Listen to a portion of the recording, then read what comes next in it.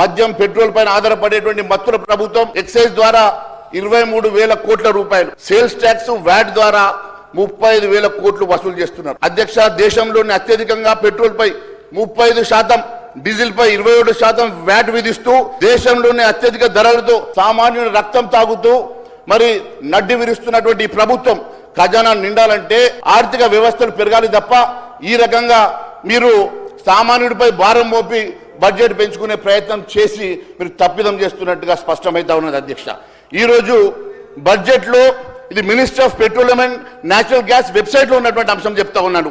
Budget లో page number 30లో మీరు చెప్పినటువంటి అంశాన్ని నేను చెప్తా ఉన్నాను. అధ్యక్ష, ఆక్షన్ పెట్టిన కారణంగా టెండర్స్ పిలిచిన కారణంగా 3,000 కోట్ల రూపాయలు పెరిగింది. మరోసారి నేను సరి చేస్తా ఉన్నా. అధ్యక్ష, నేను పెట్రోల్ డీజిల్ అంశం లోపల అత్యధికంగా ఈ రాష్ట్రంలో 35%, డీజిల్ మీద 27% వ్యాట్ ఉన్నటువంటి అత్యధిక వసూలు చేసేటువంటి రాష్ట్రంలో తెలంగాణ రాష్ట్రం ఉందని చెప్పాను.